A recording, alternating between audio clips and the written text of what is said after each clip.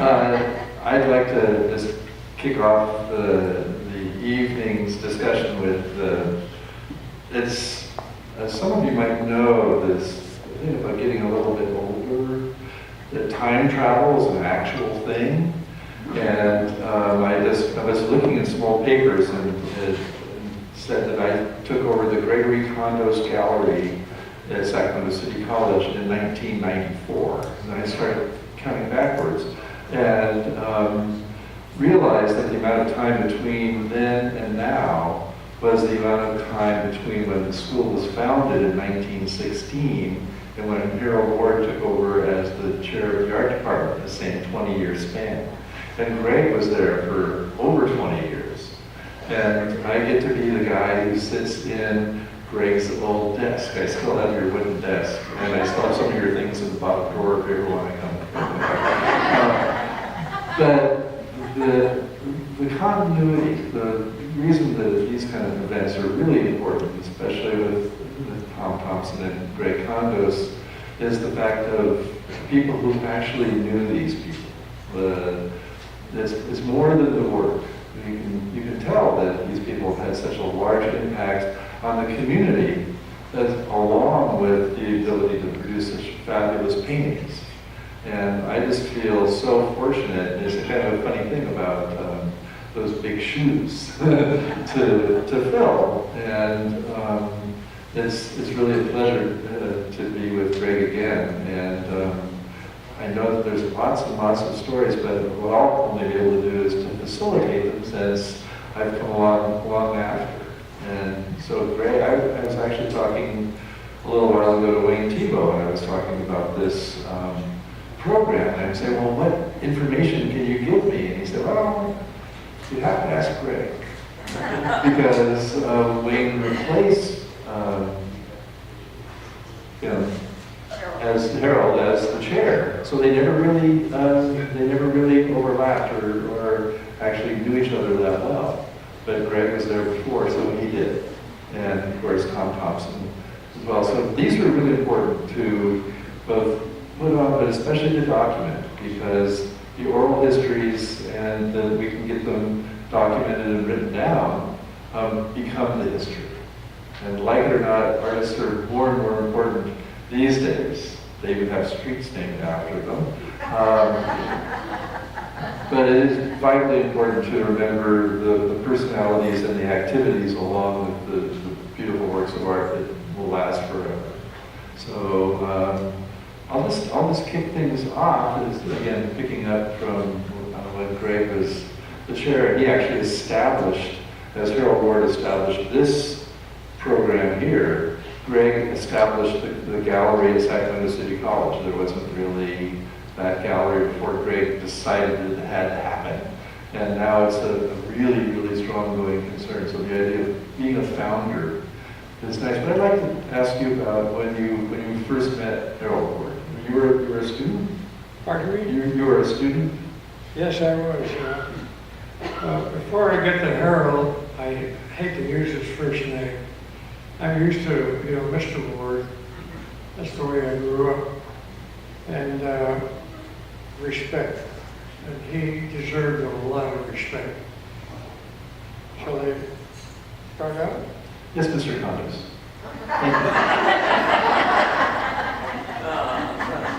Well, two great things happened to me in my art life. And one was I was rejected from the Kingsley show 13 times. And John Fitzgibbons was judging a show, and he called me up, he said, Greg, I'm going to put you in. You don't even have to show your work. I know your work, and I can't believe that you've been rejected 13 times. And I said, John, don't do me the favor, because I'll tell you what, I don't want to lose this record. How many people have been rejected 13 times? And so anyway, I never made the Kingsley, but I judged the Kingsley. I lectured the Kingsley. I've done everything.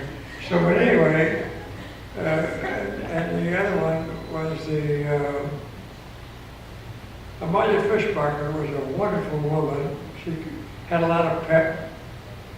She was on the faculty, and she had her pets, and I wasn't one of them. But I thought I was, but I guess not. Because when I got my grade in color and design, it was a C. A C? My whole life is color, you know. And so I went up to her and I said, Miss Fishbacher, I said, this isn't fair. I know I'm a good colorist, so how come the C? She didn't bother to explain it to me. And so I said, okay, that's fine, good. So patiently I waited 2 years when I got my degree and credentials. Guess what? I got hired at the City College to teach color and design. So the whole thing that my goal after that was to warn students about teachers and me. But the idea is that it's in there. It doesn't have to be driven in there. It could be sparked a little bit to move it on. But if you really have the ambition to be an art person, you notice I didn't say artist, an art person, it'll come. And with a little patience, right now I'm struggling to get over, I just had a stroke, not a big one, small one I guess, and we didn't know it was there. And it showed up in an MRI. And I haven't lost my faculties. I still remember my wife's name and everything that goes with it.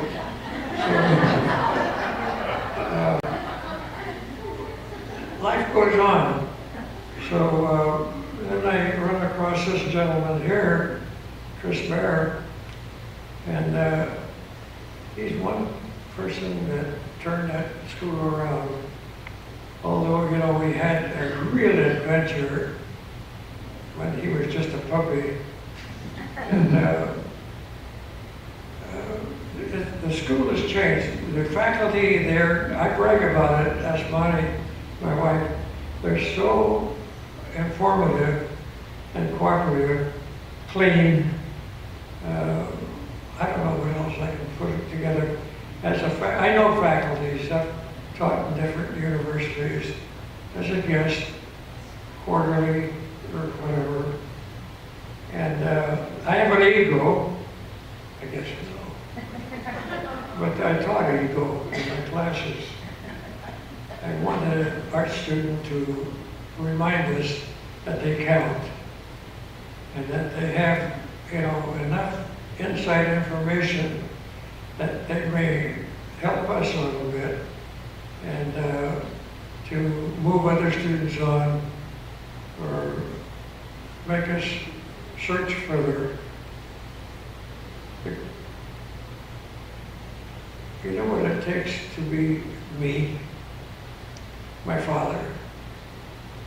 And I'll tell you why. He was a barber in Sacramento, couldn't speak the language. 50 cents a haircut, 2 bits of shave, and 10 cents a shower. He had one shower in the back room. When I went to the World War II for 4 years, and I fought in the Pacific on an aircraft carrier. My father gave me a kiss before I left the country.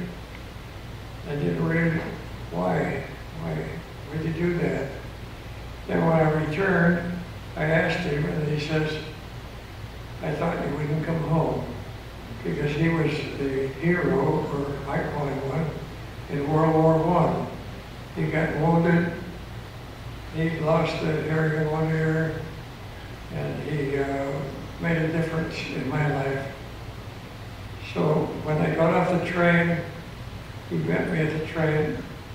He looked at me and he says, you made it. I said, yeah. He said, now what are you going to do? And I said, I'm going to go to school. He said, wow, that's great. Greek school. And so he came from Greece. And so he said, what are you going to take? And I didn't want to tell him.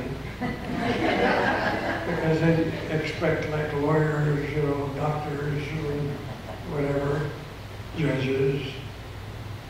And I said, Dad, I want to be an artist. He looked at me. I said, oh, here it comes. And he says, go for it. Just like that. That made a difference. It really did. Because it made a man out of me to understand there's two ways to live. One to be perfect and one to make mistakes. I've read the last one quite a bit. But don't make too many mistakes. So I satisfied myself naturally, and my dad. My mother was my mother. She was my life. My father was my soul. But anyway, we got along together, the three of us, made a beautiful four-man's life out of living, and didn't know it. Everything was just fine. And so I went on and became a painter, not a house painter, I've been accused of that, but a man that believed in creating. You know, there's a Greek guy that went through town here lecturing. His name was Varda, and he was from South Salito, and everything was colored to him. And he painted even the toilet seat in his boat that he had, this ferry boat, red, just like the Star people, I guess. But Varda was really a number, believe me, and he could tell stories forever. And Wayne and I got attached to him as a person because of his personality. So half of my career as a teacher, painter, was to liven up the student and make him believe in himself. And if I can do that much, maybe something's going to come out. And so I worked on it quite a bit. And so during school time, class time, I would talk about ego. And I would talk to the students and say, when somebody says, are you a good painter? You say, you're damn right I am. And then walk away from them. They'll figure it out. But the idea is that once they get that little thing going, that they can actually talk to you as their teacher or mentor, I don't know. It makes a big difference. But those that shy back and step back and smile, it's not going to work. It might work for your mother, but that's about it. And if you're a clean-cut kid that believes in life and people, don't listen to your mother when it comes to art, because everything is beautiful. And boy, have we gone wrong many times. My mom's little boy. The sad, I'm going to cut off right now because I know you're worse than my wife.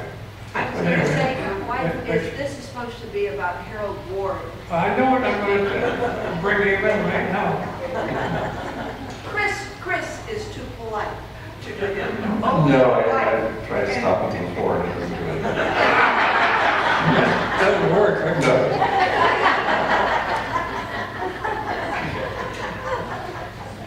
Get you right. All right, here's Harold, Mr. Ward. He walked into the classroom, I remember, he was a thin man, and he wore a smock. Is this the painter, the teacher?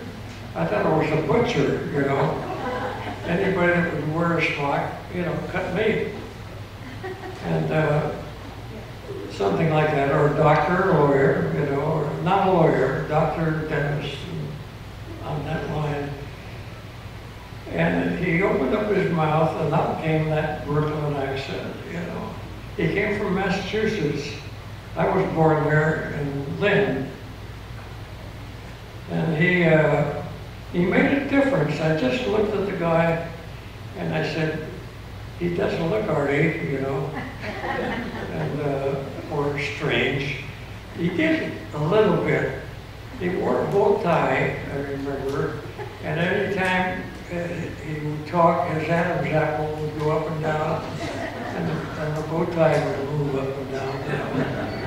And so then he taught me magic, things that you don't think about in working with the arts. And he would go like, 1 and 1 make 3. And what are you talking about?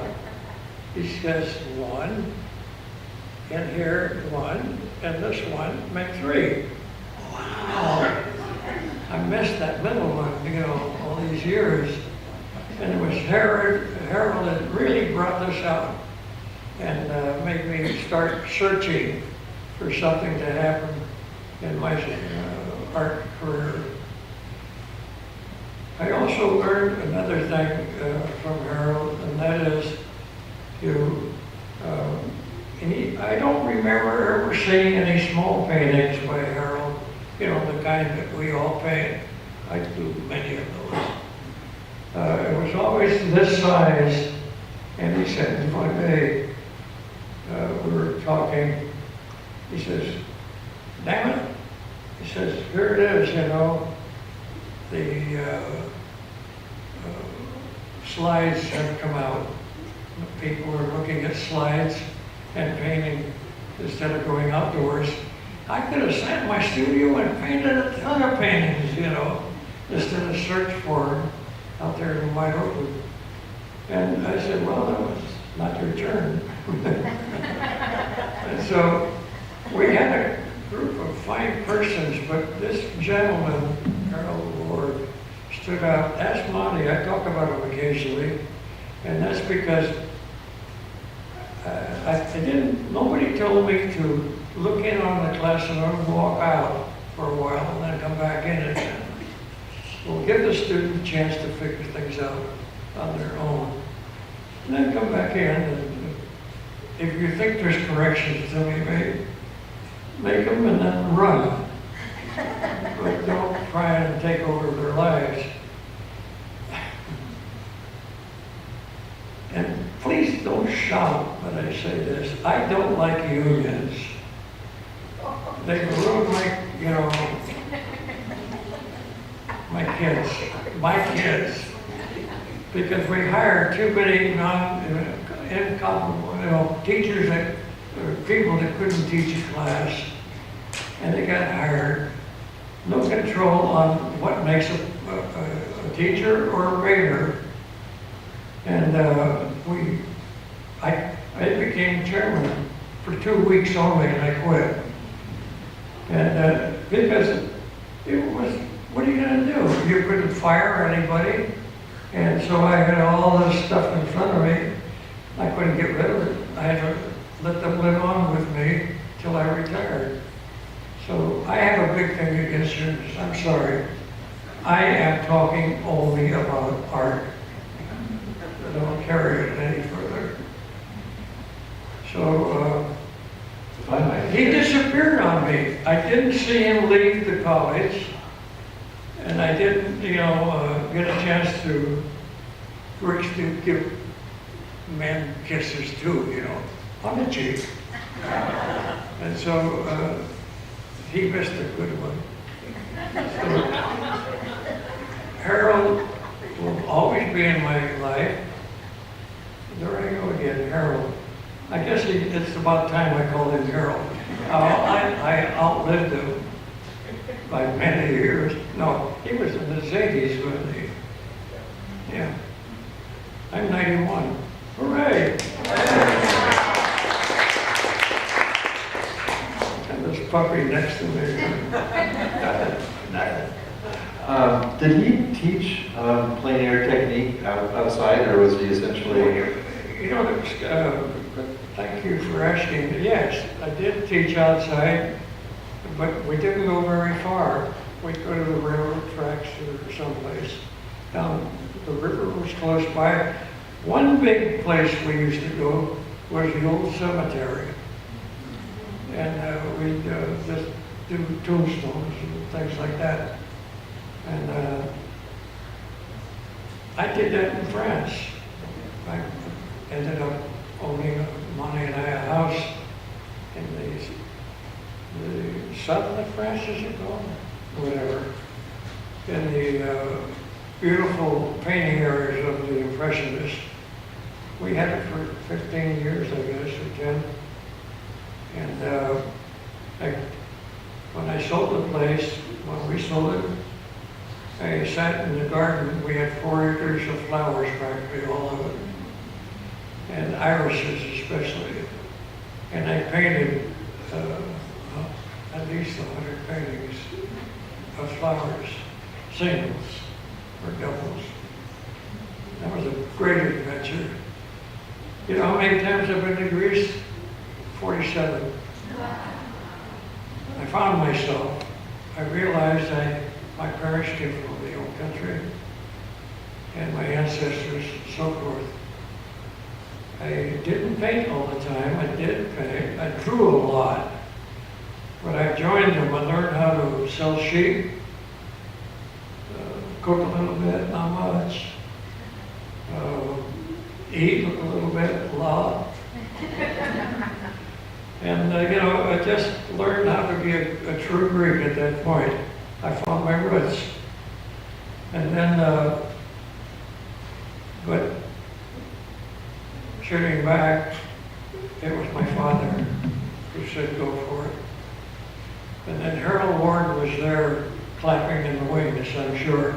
Because when he looked at my paintings one time, and he said, you know, he says, you're very tart when you paint.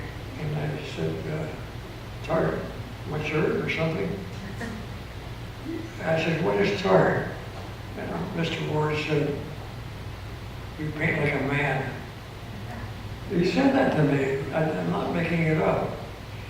And you know, I think about that occasionally. It's still with me.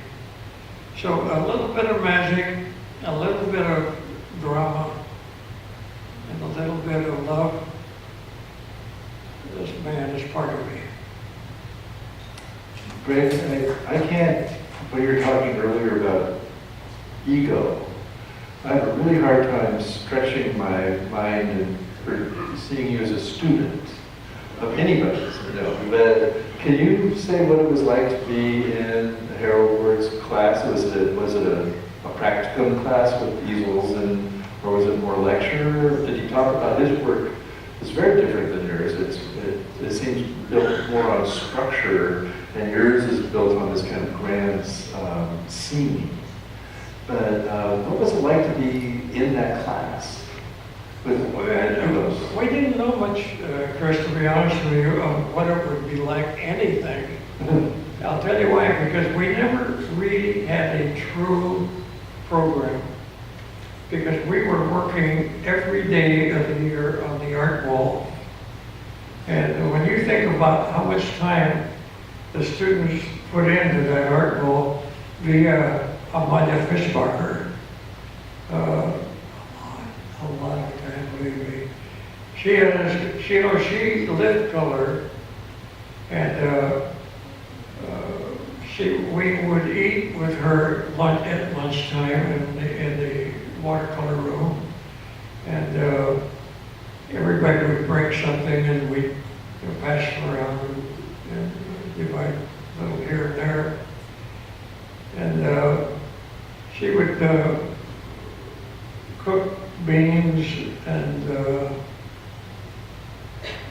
put dye in them and change their color, just to make like purple beans. But we accepted that. Everything with her was color. Everything she wore was colored. She painted her. And then Harold was out in the wings there someplace, playing art. Or, I don't know. Can I ask a question of the audience? How many people know about the Sacramento Art Wall? Is that fresco? No, the event. I was just thinking about the school, and I like to think that the school's a marvelous and wonderful place it has been. And was wondering why is this tradition of being an excellent school and also so much part of Sacramento, as part of the Sacramento culture. And from the 1930s all the way until the late 40s, the Sacramento City College Art, Music, and Drama Department spent almost, as Greg said, all the entire school year putting together a single event, which was the Art Ball. It was at Memorial Stadium. The governor would come, and it was the biggest social event of the year. And it was an extravaganza. It was like an artist and models ball like you see in Europe. But the photographs of it are just astounding. And there was something about the school not only working with the city and the state, but how all the students and all the great energy went together to make these, from the costumes to the stage set. Were you involved in that at all as a student? But it was just an amazing event that was the centerpiece of the Sacramento social scene for decades.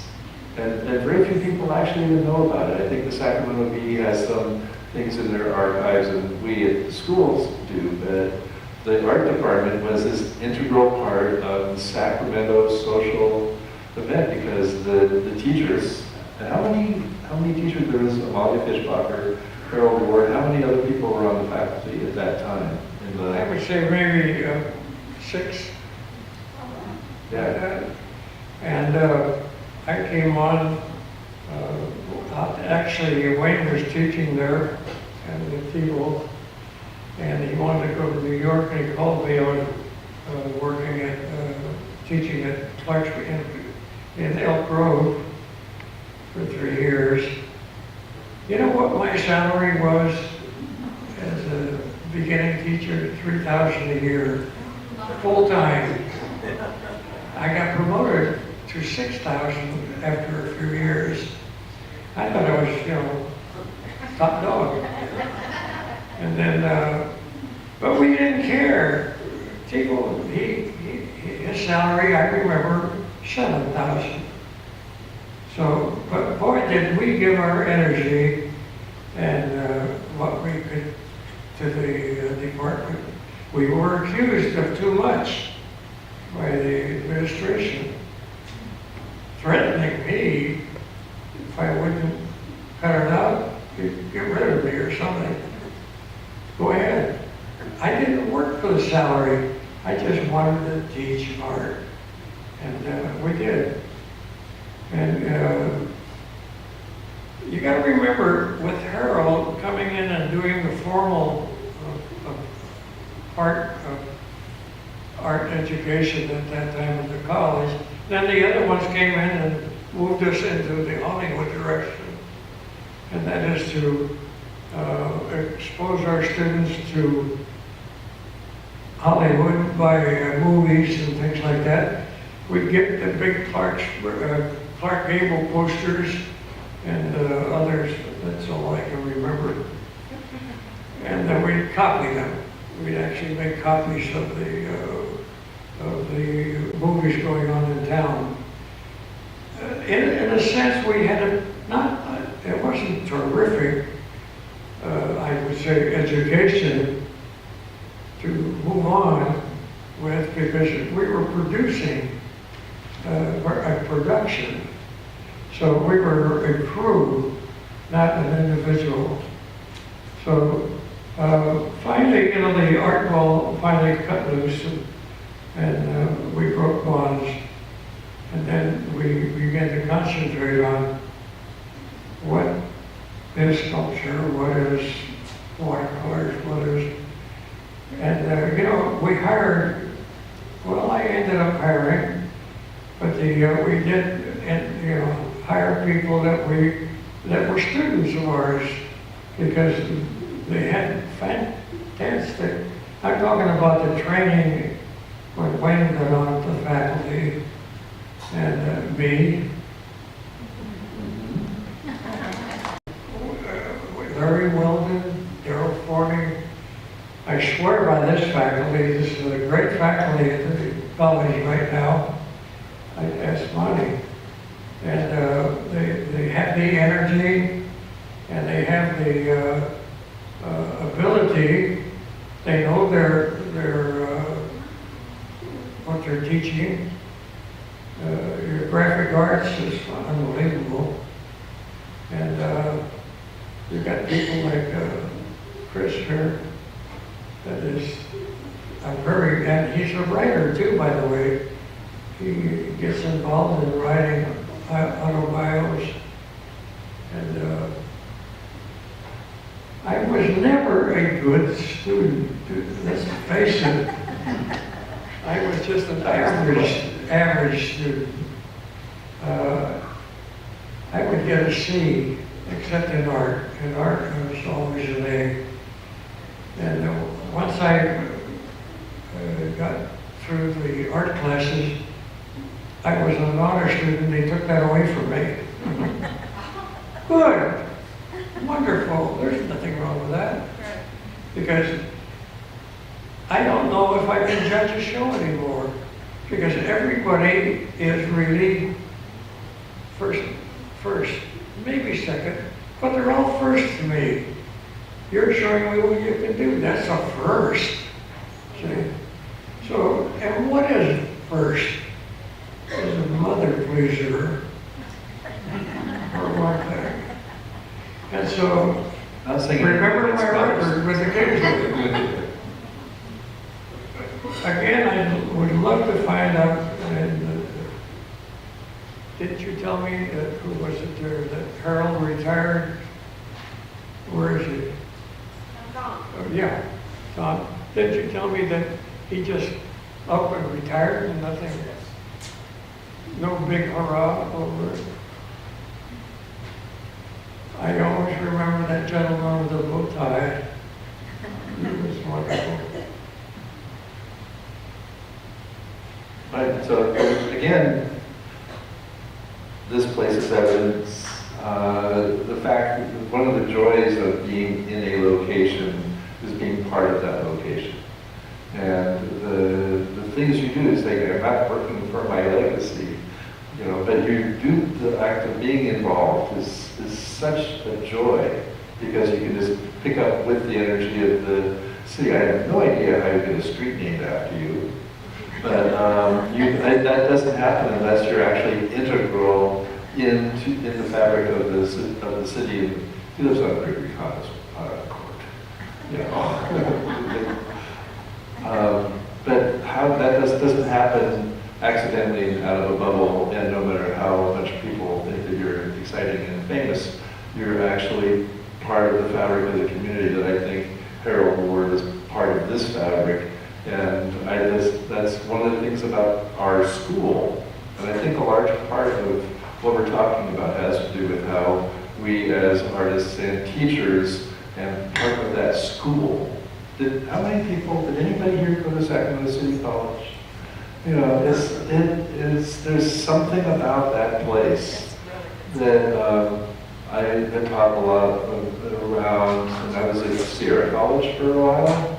And I really enjoyed it, except for I did find that I liked faculty meetings a little bit too much. Like, oh, you should think more about the students. And then when I walked onto the campus of City College, I really felt like I was home. Because it had the texture and the depth of a community and you could feel it. And you still can. And the nice thing is about having both building, a gallery named after Greg, and let alone his desk, which I still really like. But that the thing about being integrated into the community where you're teaching and working, and one out of 10 people in Sacramento have gone to Sacramento City College, so you can't not be constantly running into people who remember you. And the nice thing about this oral history I was talking about is that people still keep on talking about classes they had taken with Greg. It was this great class, this is great class. That is the kind of stuff that people do remember. More than the best paintings in the world sometimes, they remember what happened in these classes that we teach. Before we close, I want to point out, remember that when Harold Ward and John Matthews, and Monty Fishbacher, and Virginia Sturtevant, there's a few more, they didn't have, I hate to use the word heroes, to point out to the community or the students. I'm talking about like Jackson Pollock, de Kooning, and things like that. They broke away from the New York scene to make the New York scene. And so the New Englanders and New Yorkers and so forth came up with these names, you know, that became our challenging art for the world. We beat Picasso down. We beat anybody in this category. We never touched people like Cézanne, who's my mentor. I swear by that guy. I swear at him because he's better than me. But the idea that there are certain, you know, I belong to the National Academy in New York. Wayne belonged to the National Academy. We still are members. He never put me in there. I put myself in there, but he put himself in there. And the thing is that that's supposed to be a big thing, but is it? I don't know. And because the New Yorkers are very selfish in a way. They think about themselves first and then they'll talk to you. We hadn't shown up for meetings or for years. And then we got a call. They came over to see us. And we couldn't give them an answer. We said, well, if we come, you won't listen to us. You'll go to the New Yorker, your buddy. And so I come. So, you know, it's just a big thing between the States and the country itself and Europe. And a lot of people don't know that Picasso had a show here, and not here, but New York. I got in to the Academy along with Francois Guillot. Was that his wife? It was his wife at the same time. So that's a big deal, you know. I didn't sleep with Picasso, but she did. That's what made the difference. So, anyway, God bless what's going on right now at the City College. It's a good faculty. And I help it as much as I can. And we'll still keep doing it. Greg comes over, doesn't hardly misses any of our receptions. He does painting for the students. He's been very, very generous. We have an archive of his work going back almost his whole life, which is a wonderful thing. And I'm angling to get some of his student work because... You know what you brought it up. Oh. When Wayne got hired at Davis, he and I shared the office at the college, at City College. And so one afternoon I went in the office, you know, just before he was going to leave. And there was a stack of drawings and paintings and whatever, about that high, in the middle of the room in our office. And a note on top, take some and throw some away. Something like that. Are you kidding? I saved everything. I still have it. Now I'm going to turn it over to the college. And why, you know, that's great to pass on, I think. Works that were done years before they came aboard and see what we were doing at that time. It's important. Just a small plug is the fact that the school was established in 1916.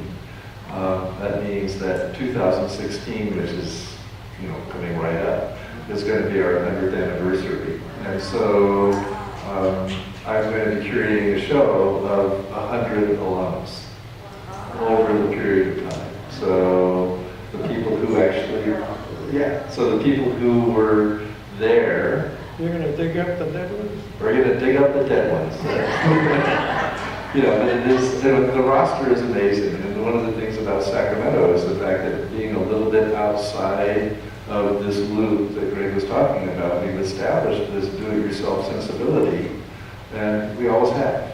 And the whole thing of creating a sense of How much that was there? 5 more minutes. Okay, I got one little story. We don't have little stories. We have big stories.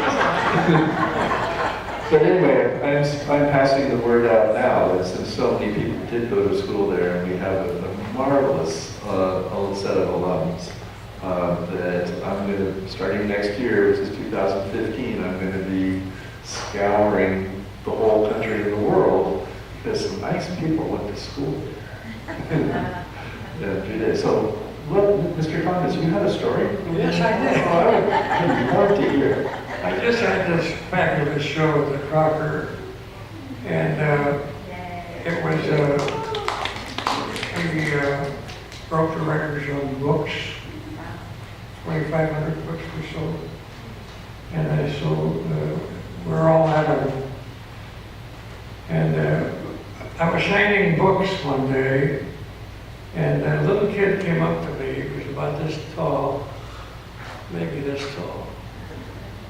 Right now I'm seeing double vision. About this tall. And he says, Mr. Kondos, can I shake your hand? Oh, you bet. So I reached across the table. I grabbed his hand, I shook it. Then he stepped back and cocked his head. He looked at me and he says, you are amazing. That made my, whatever. I'll never forget that little kid. And his mother didn't coax him, she wasn't there. And so I just, that's a story that'll stay with me forever. A little kid could say that, and he was right.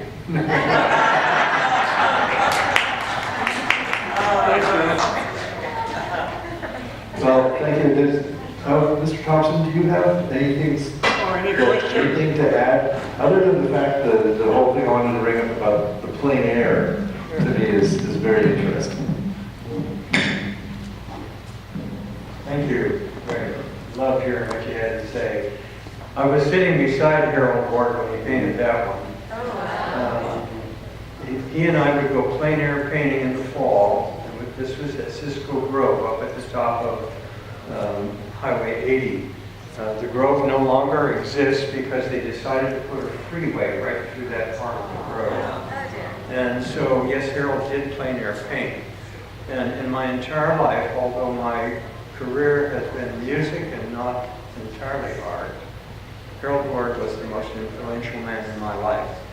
And it's impossible for me to paint a painting or do a drawing or even take a photograph or do some of the film work that I did without thinking of the lessons he told us.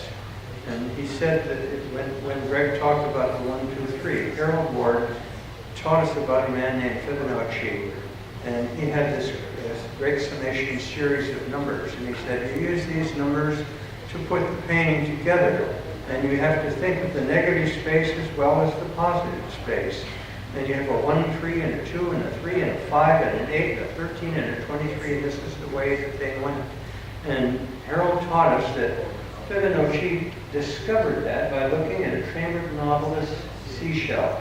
Yes. And he noticed that the curves of the shell that made a spiral were those numbers.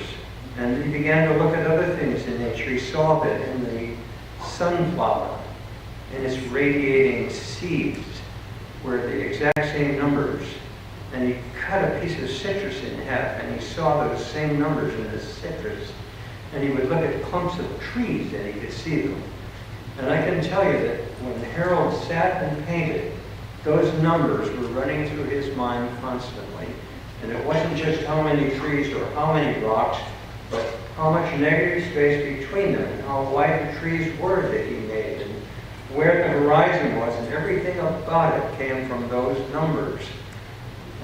Harold Ward, the man, was an interesting guy, and I can tell you guys some things about him you probably didn't know. The question why would Harold Ward and a couple of his buddies want to create NCA?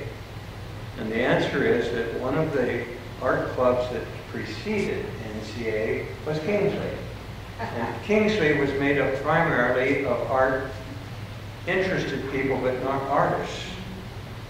And their primary interest was what was coming out of France and New York in the modern trend of impressionist art, non-objective abstract, the Jackson Pollock that you mentioned. Our dear friend Harold referred to that as the school of drips and dribbles. Harold was not an admirer of that particular kind of art. He clung to the European style of painting. And so he said, we need an art club for people who want to paint like this and not abstract, non-objective things. And so that's how NCA got its start. And it continues today doing the same. Harold the man, as Greg said, was from Brooklyn. His name was Harold M. Ward, and I never knew him as Mr. Ward. I only knew him as Harold. His middle name was Morse. He was a direct descendant of Samuel F.B. Morse, the man who developed the Morse code. But Samuel F.B. Morse Also was started the National Academy. yes, and it was heading there too. And he was a great painter. And one of his most famous paintings is looking into one of the great galleries of the Louvre. And here are all these copies in that painting of all the little the paintings that are in there and some of the sculptured pieces. And Harold was that genetic line of artists. He grew up in Brooklyn, graduated from Pratt Institute, moved to the West Coast, and began his teaching. And when he retired from teaching, I first heard about him when I was a student at City College. We called it Sacramento Junior College back then, guys. And I wanted to study privately, though, because I didn't want to move at the pace of the slowest student in the class. And I heard from a friend that Harold was teaching a small group of folks over in Woodland. And so I said, I wonder if he would teach over here. And so I called him on the phone, identified myself, and said, we could put together a little place to paint. And he said, well, I'll come and visit. So he came out to our house, and he said, well, where would we paint? And I said, how about our garage? And we had a two-car garage, but it wasn't your usual. There was nothing else in it except two cars. And the walls were sheetrocked, and it was painted. It was a finished room, and the floor was painted. He said, we could set up some easels in here. We could paint right in here. So that's where we started. So for 2 years, we painted in the garage. And then I said to my folks, you know, I wish I had a place to paint, a building, a studio. So I designed a studio out in the back of our property, and it was enough space to have 12 easels and chairs and walls to hang our work. And he brought 12 students. I was one of those. And each week we would get together and all 12 of us would paint. And here's the way Harold taught, because Chris asked you the question about how did his classes run? Were they organized? His classes were very organized. We started right at 1 o'clock, and it began by, we all had to have our easels up, and he taught us how to lay out our colors. And we had about a 14-color palette that was Harold's palette. You had to put the cool colors here, and the warm colors here, and the dark ones over there. And it had to be that way. And my question, why do I have to do that? He said, because when you're painting, you want to reach and be able to find that color that you're going to get quickly. You don't have to search for it. It was that kind of things that he taught to us as he moved from student to student. There were 12 of us. And he would move from one canvas to the next, and he would say, here, have you thought about? And he would pick up the brush, and he would actually paint on our painting for 6 or 8 strokes. Here's the brush you use, here's the paint you use, here's the kind of stroke you use. Take that now and show me you can do that. And then he would move on to the next person. So he continued to do that until 3 o'clock, and at 3 o'clock, we had high tea. So the room stopped painting, the tea came out, and the cookies came out, and then is when we learned art.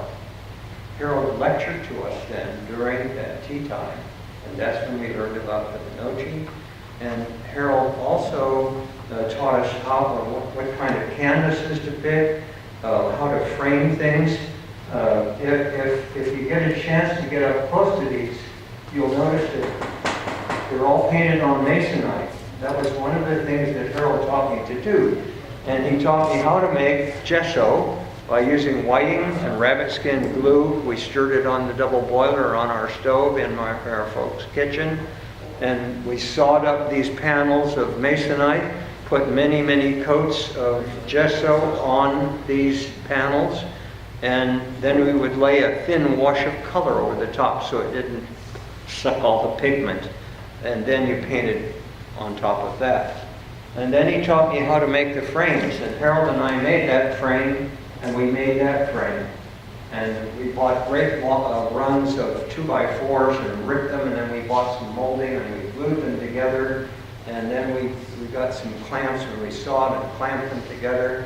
And Harold taught me one of the nicest things that painters could ever want to know about framing, and that's the cost of them. And the secret is this, are you ready? Start with the frame. Start with the frame and put the canvas, the blank canvas, in that frame, and then paint your painting to the frame. And by that you could have these oddball sizes. Now if I go out to Skyline and I special order a frame that looks like that size, that's going to cost me about $285. That frame costs us about $6. And he taught us how to use the gesso painting on top, and then the texture you see was an old whisk broom that was all beat up that we dragged through it. And then on top of that, a coat of wax that had pigment in the wax and then wiped off. The guy knew every single thing there was to know about putting a painting together, and he knew how to sell them. Greg asked me the question earlier about the rental gallery at Crocker. A lady named Maud Poot managed that rental gallery back in the 50s and 60s, maybe even in the 40s. And Harold charged $3. Wayne had some paintings, and Greg, I don't know how many Greg had in there. Five. Yeah, tell me he had 5 of those. And Harold Ward had a demand for himself to keep 100 of his paintings in the rental gallery at all times. So when the paintings would get rented, then you could keep rented for $3 a month for as long as you wanted to rent it, and then apply that to the purchase of the painting. And so every month he would sell 3, 4, 5, 6, 8, 10 paintings. Then he would paint like crazy to fill that up, so he always had 100 paintings in the rental gallery. So that netted him about $300 a month. That was his mad money. Another thing you just didn't know about Harold Ward was his wife, Maybelle. Maybelle was a Crocker, and she was a dear lady. I would have pegged Maybelle had I not known she was married to Harold as a spinster. She was a very spinsterish type of a lady, very slim and trim, small like Harold, and she played great piano. I played piano too. So she said, we're going to do piano duets, Thomas.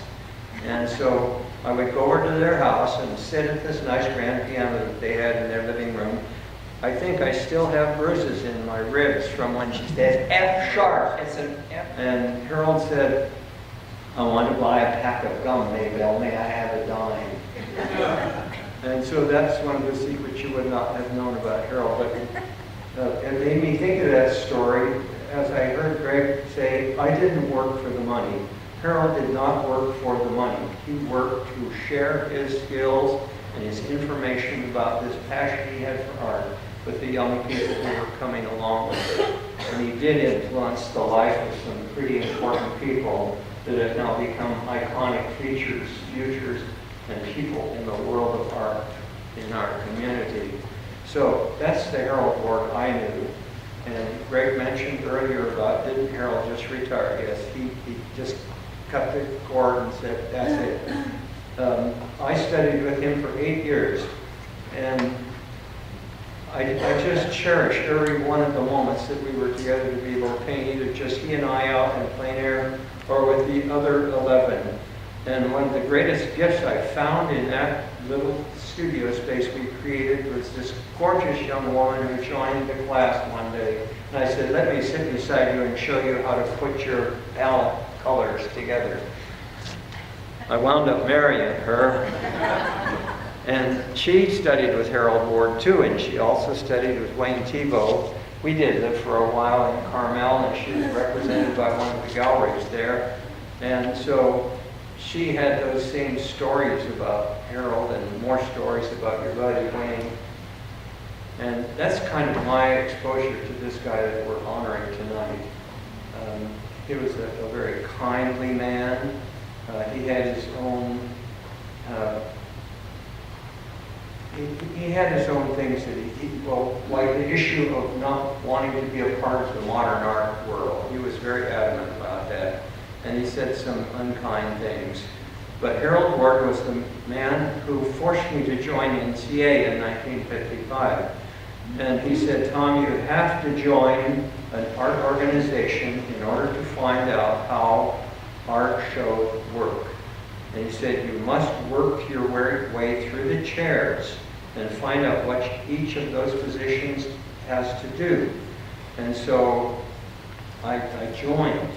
And we were meeting in that little tiny building in McKinley Park that is in the Rose Garden. And so I would sit there and it was made up, I hate to tell you this part because this will sound real ugly, but Harold said to me, you have to join us. Well, what kind of people belong to NCA? And he said, Tom, it's mostly childless Methodist older women. And because I was a college student, I was the youngest person in the club. And so I said, well, I'd like to do something. What can I do? And they said, well, we need an editor for the bulletin. And so I said, okay, I can do that because I had taken some journalism in college. And I liked writing. I liked doing that. So for my first run around the year or so in, I did that. And then I moved from that.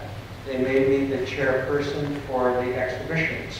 But unlike today, the exhibition chairman was responsible to figure out a show and go place it, hang it, and it was their total responsibility. And I had a ton of fun because when it came up to membership show, I went to Frank Kent, who was the director at Crocker, and I said, why don't we do the NCA membership annual show in the Crocker Art Museum? And he said, great. We've got the new Harold Wing, you got it, when you want to have it. So I think that's the only time our membership show did hang in the Crocker. Been looking for, I grew up in Town and Country area and was friends with some of the merchants in the village. And I said, I got an idea. There's a lot of us artists in NCA who don't ever get our stuff in shows. Let me go find a place where we could have a starving artist sidewalk sale. So I went to the Merchants Association president in Town and Country Village, and I said, what do you think about having starving artists? We'll line all the sidewalks in Town and Country Village with easels and things, and it'll bring customers to Town and Country. And they said, great idea, let's do it. That show still is going today, and that was back in the 50s, so it's got to be 50 or 60, no, not 60, but 50 years old. And it did give a lot of NCA members a chance to show their work that otherwise couldn't. I next stepped into the position of the vice president of the club, and finally the president of the club, and right at the time, that would have been in about 1961 or 60, that's when I found the cute gal in the class and married her. And I don't know, just magically she suddenly became pregnant because within 1 year we had our first child. And I was unable to fulfill my whole time as the NCA president. I had to step away and do my work. I got hired by the Hammond Organ Company of Chicago to become their international concert artist. And my work then took me all over the world and no time to attend NCA meetings. And by then it was long since goodbye Harold Ward. But I bless the man. I thank him for the great influence he had on my life and the life of other great people like Greg Kondos. So Greg, thanks for being here. And Chris, thank you for stepping into those really big shoes. Thank you, John. We have 10 minutes, and I know some of you have questions, so I'm going to ask Chris to repeat. If you have a question, stand up, talk loud. Chris will repeat the question, and then Greg or Chris can answer it. We'll take about 10 minutes to do that, and then we will be finishing at 9 o'clock. You want to stand up? You talked about painting on masonite. I think our neighbors, some wise paintings like 50, 60 years ago, are beginning to warp and flake because it's not an archive quality material for artists. It's cheap construction material. It was never meant to be really permanent. Anyway, that's what I have to say. Okay, you want to The question was, you know, the archival quality of painting on masonite. But on the other hand, the artists who came up during the Depression, there are paintings that are done with the yellow coloring for oleomargarine. But it does say something about the fact that Harold Ward, and I'm sure Greg can talk about this as well, prepared the masonite. You know, layer upon layer upon layer of ground before the paint goes on. And you know, one of the problems about those materials is they aren't archival, but actually neither is canvas. You know, it depends entirely on how you prepare it. And so to look at these paintings on the back is very instructive because there's many layers of things going on. The big one there is on plywood on the back, but is actually stretched with texture on the front. So sometimes it's just the structure that the painting is floating on. Because these, I mean, I work as a conservator. These paintings are 60, 70 years old and they're in excellent condition. Okay. Do we have another question? This is, well, maybe you will know, there was a mention of secret numbers and the name of the person who came up with that. The question about the numerical structural, yeah, it's the Fibonacci series. Yeah, it's a marvelous mathematical, almost spiritual, but physical concept of the numbers that add together. 1 and 1 is 2, 2 and 3 is 5, 5 and 3 is 8. So this progression of numbers that gets increasingly large at a very standard rate. Did you want to repeat or spell the name? Yes. You know how to spell it? Okay. How do you spell Fibonacci? F-I-B-O-N, O-K-C-C-I, Fibonacci, F-I-B-O-N, A-C-C-I. Google that one and that whole story will come up. Any other questions? What was the question? Pardon? What did he say? He answered how to spell Fibonacci's name, so you could look up that numerical progression that he codified. So again, slowly, F-I-B-O-N-A-T-T-I.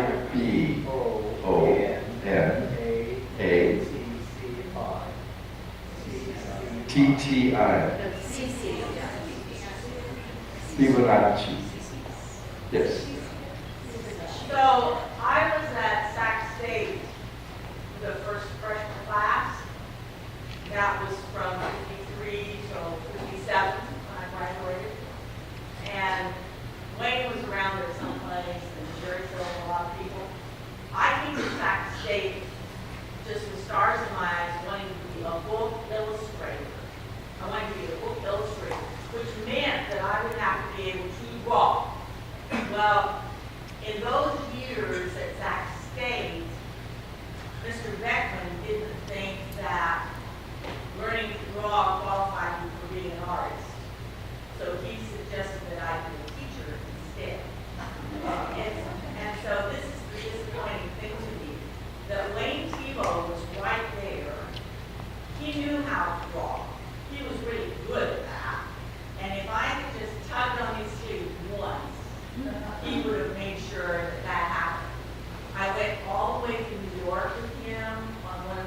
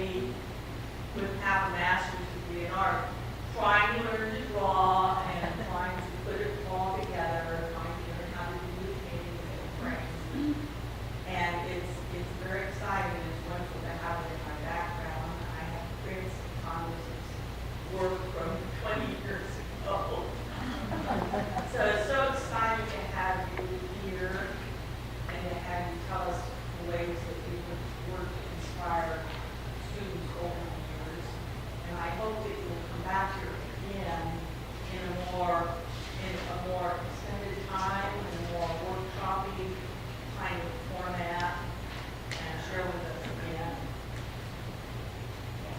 We'll just have to come back to City College.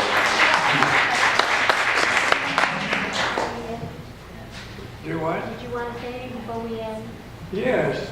I want to thank my wife for letting me stay up this late.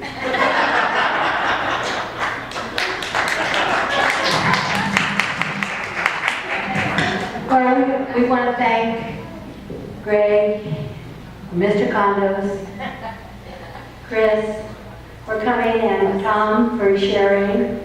And I want to thank you all for being such a great audience. And if there's no more questions, we're convened. Thank you. Oh.